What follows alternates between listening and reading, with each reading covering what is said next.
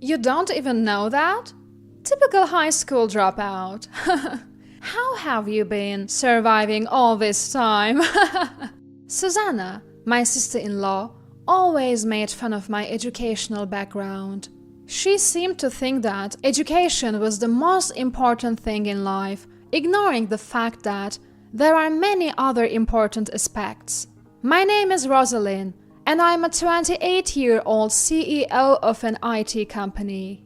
I met my husband, Clifton, through work, and we eventually got married. We currently rent a condo and live together. We both have incomes, so whoever can do the housework does it. However, I rarely have days off and usually get home late, so Clifton ends up doing most of the housework. Despite his own busy schedule, he never complains and takes care of everything. He never gets mad at me for focusing on my job and always encourages me, saying, "I'm rooting for you." I felt blessed to be married to someone like Clifton. Life with Clifton was comfortable and peaceful. The only issue was Susanna, my sister-in-law. When I first met her after getting engaged to Clifton, I greeted her, "Nice to meet you, Susanna. I'm Rosalind. Looking forward to getting to know you." Her immediate response was, "What's your highest level of education?" I was taken aback. Was that really the first thing to ask? I was annoyed but didn't want to make a scene at our first meeting, so I answered honestly. I dropped out. Upon hearing this, Susanna burst into laughter. A dropout? Why would my brother marry someone so dumb? You should definitely reconsider. She said this right in front of me. Susanna, what are you saying? Education has nothing to do with marriage, Clifton quickly retorted. We are an elite family, you know. It's unacceptable for the eldest son's wife to be dumb. Maybe you should rethink this, bro, huh? It was true. Clifton's parents were well-educated and wealthy, and both he and Susanna had graduated from prestigious universities. Susanna, cut it out. Rosalind built her own company from scratch. Are you still going to talk about education? People who drop out are the ones who think they can start companies. Hey, watch your mouth. Your company will probably go under soon anyway. Enough is enough. Clifton was getting really angry on my behalf. I was so furious, but I didn't want to cause a sibling fight, so I stopped Clifton. It's okay, Clifton, I can handle it. I had faced similar criticisms when starting my company, so I was somewhat used to it. In fact, it fueled my determination to prove them wrong. I could tolerate Susanna's snide remarks once or twice, but it didn't stop there. Sister-in-law, I'm here to visit. Susanna often came over to our house to mock me for being a dropout, make snide comments, and even brag about herself. You're here again, Susanna? Is it a problem? No, not really. But Susanna looked around our home and said, Do you even do housework, sister-in-law? I do. We are dual income, so Clifton takes care of it often. My poor brother, having a wife like you must be tough. What do you mean? You're dumb but still working, and because of that, you can't even do housework properly, right? If you're a dropout, you should just be a stay-at-home wife. At this point, I was getting really angry at Susanna's words. So, how is your company doing, sister-in-law? I wondered why I had to share such information with her, but I answered anyway. It's going pretty well, I think. Really? You must be running at a loss. That's not the case. I thought you'd go under sooner, but you are hanging in there. Thanks. And it's surprising that employees are willing to work under a dropout CEO. I would never. I couldn't take it anymore, so I decided to change the subject. Aren't you planning to get a job, Susanna? She had graduated last year, but still hadn't found a job.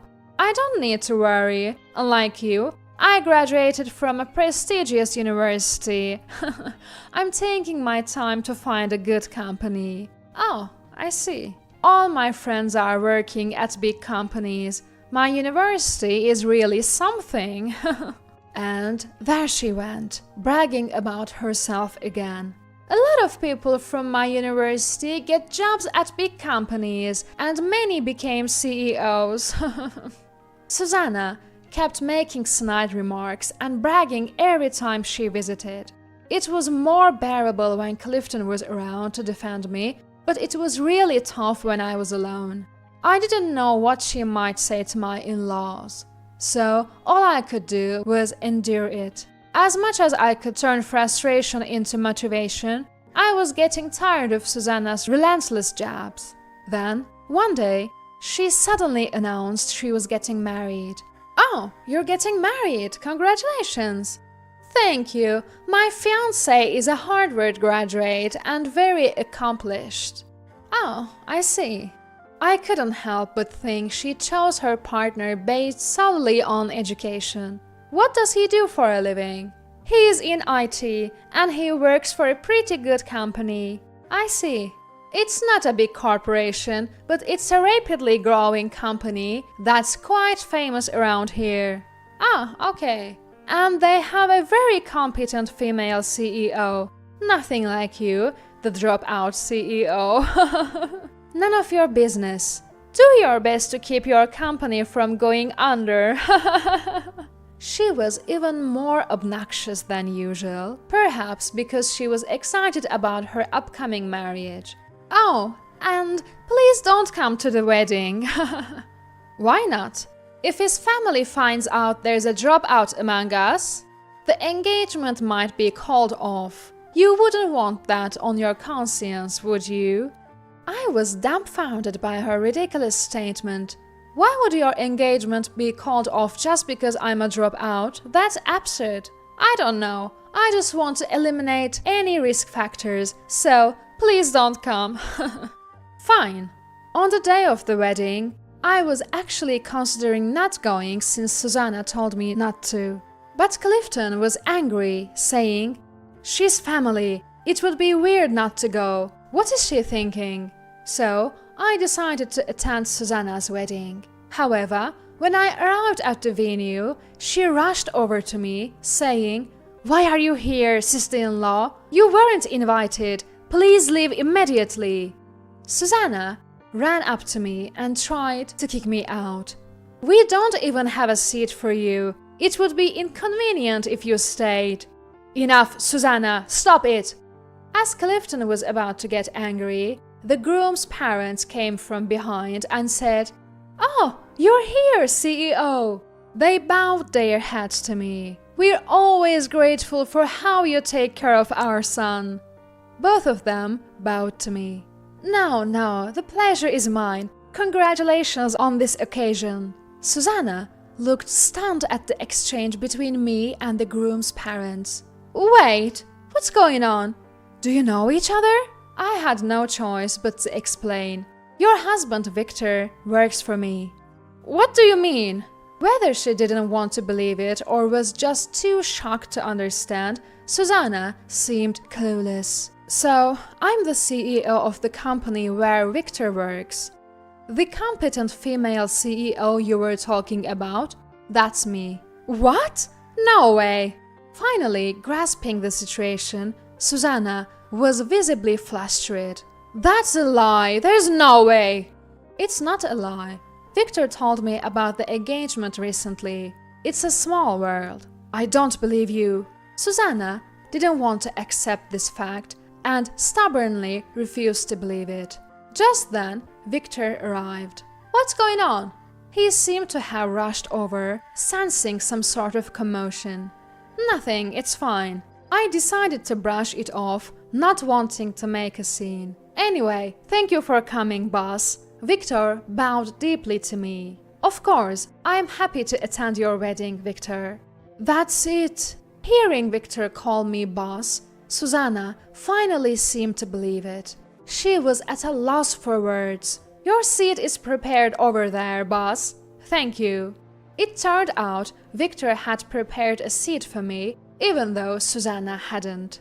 I wasn't invited by you, but I was by Victor. For the rest of the wedding, Susanna's face was tense. She even tripped while walking down the aisle, making for an awkward scene. Victor was also upset with her, saying, "What's gotten into you today?" I couldn't help but laugh at Susanna's sudden change in attitude. "I'm sorry for the terrible things I've said before, but I've always thought you were amazing, sister-in-law." I could only respond with a wry smile. "Is that so? You are a CEO while balancing work and home life. That's incredible." "Ah, thank you. You've built a successful company despite being a dropout." I was slightly irritated, expecting her to bring up education again. "Being a dropout has nothing to do with it." When I responded a bit strongly, Susanna immediately apologized. "Oh, sorry, you're right, it doesn't matter." Maybe she was worried about upsetting me and jeopardizing her husband's job. She started trying to win me over. "There are many things more important than education." "Exactly, you can always study. Being a dropout doesn't mean you can't be a CEO." "You're so right, I admire you." "Ah, sure." It felt strange to hear such words from Susanna. I had to laugh a few times, but it was better than being belittled or hearing snide remarks. After that, Susanna was planning to start her own business instead of getting a job. She was flattering me on the surface, but she must have been frustrated deep down. Since my sister-in-law, a dropout, could do it, there is no reason I can't. Susanna probably thought that way. But she gave up on her business venture within a few months. "So, you tried starting a business? How'd it go?" I deliberately asked Susanna after hearing from Clifton that she had given up. "Not so well." "Oh, really? I realized once again how amazing you are. Good to hear." Susanna was smiling and talking cheerfully, but her expression was tense.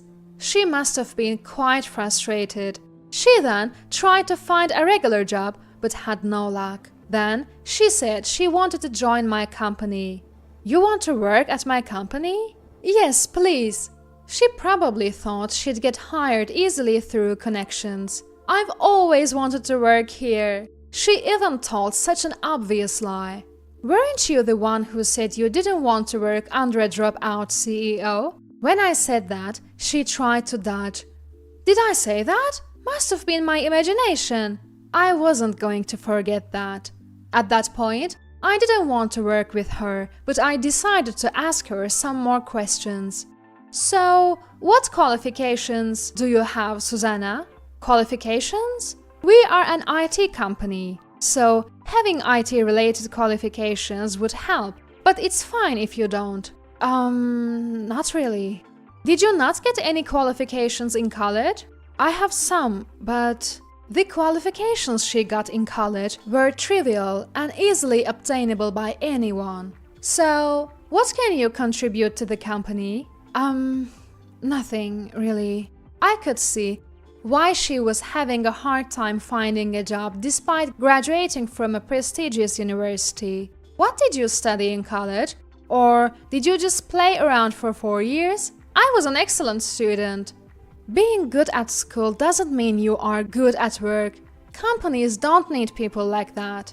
I was just giving my opinion as a CEO, but Susanna got angry. "Don't belittle me. I have a degree. I have confidence that I'm better than most people." That's called baseless confidence. We hire based on ability, not education. Sorry, you're not a fit. "What? So we can't hire you?" "That's ridiculous! Why wouldn't you hire me?" She was furious, probably because she was rejected by a dropout like me. "It's fair. You've been rejected by every company you applied to, right?" "Well, that's... Victor is doing well, and we are paying him a decent salary. You could live on his income alone. Why not be a housewife?" I can't believe this. Just give up on finding a job. After that, Susanna gave up on employment and became a housewife, just like I suggested. But she couldn't cook or even do laundry. She had always relied on others and never did anything herself. It seems like Susanna couldn't even become a housewife. Even Victor was getting frustrated with her. Now she's learning housework while getting scolded by Victor's mom every day. Who knows when she'll become a competent housewife? Her friends made snide comments. You graduated from college but couldn't find a job and had to become a housewife? How embarrassing! It must have been a huge blow to her pride. She became quite depressed and lost her energy. On the other hand, everything's going well for me.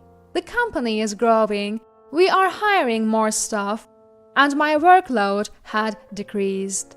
I've even managed to catch up on housework and cooking.